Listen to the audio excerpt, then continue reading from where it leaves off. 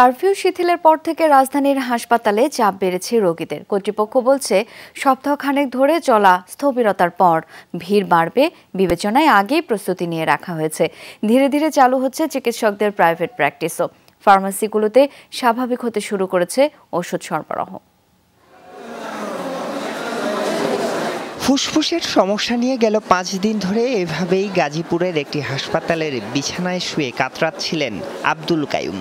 চিকিৎসকরা ঢাকা মেডিকেলে রেফার করলেও সাম্প্রতিক সহিংসতা আর কারফিউয়ের কারণে সম্ভব হয়নি তা। বুধবার কারফিউ শিথিলের মধ্যে আব্দুল কাইয়ুমকে সোহরাওয়ার্দী মেডিকেল কলেজ হাসপাতালে নিয়ে আসেন স্বজনরা। এতদিন গাড়ি ঘোড়া ছিল না, তার জন্য নিয়ে আসতে পারিনি। ঢাকা মেডিকেলে পাঠাইছে, বলছে পাও নিয়ন্ত্রণে আছে, তোমরা হার্টের দুর্বল আছে, হার্টের দুর্বলকে ঠিক করো। কারফিউ শিথিলের পর থেকে এমন অবস্থা ঢাকা মেডিকেল সহ রাজধানীর সব সরকারি হাসপাতালে। বেড়েছে ফুসফুস, হৃদরোগ, কিডনি সহ জটিল রোগে ভোগা রোগীর সংখ্যা।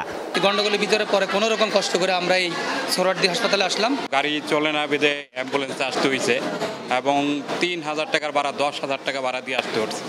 We have that ability to rescue all the patient. শুধু ইমার্জেন্সি রোগীরাই নয়, এই সময়ে যারা নানা রোগ ব্যাধিতে পড়েছিলেন, প্রাইভেট চেম্বার বন্ধ থাকায় বিপদে পড়েছিলেন তারাও। তবে সবচেয়ে স্বস্তির কথা, কারফিউ শিথিলের পর ধীরে ধীরে স্বাভাবিক হতে শুরু করেছে প্রাইভেট চেম্বার থেকে সবকিছুই। মূলত শিক্ষার্থীদের সাম্প্রতিক কর্মসূচি ঘোষণার পর থেকেই বাতিল করে দেয়া হয় চিকিৎসকদের প্রাইভেট চেম্বারের সিরিয়াল। বিড়ম্বনায় পড়েন রোগীরা। সমস্যার কারণে আসা হয় নাই, সম্ভব হয় নাই। গত রবিবার দিন আসার কথা ছিল, আমি আসতে পারিনি, উনি আসেন নাই। রোগীর ফ্লো কালকের থেকে অনেক বেশি এবং শনিবার থেকে আমার ধারণা যে একটা স্বাভাবিক চিকিৎসা কার্যক্রম শুরু হবে। সাধারণ মানুষ সবচেয়ে বেশি বিপাকে পড়েন ওষুধ কিনতে গিয়ে। জরুরি অবস্থায় ভেঙে পড়েছে বিতরণ ব্যবস্থা, নেট বন্ধ থাকায় ঠিক রাখা যায়নি সরবরাহ ব্যবস্থাও।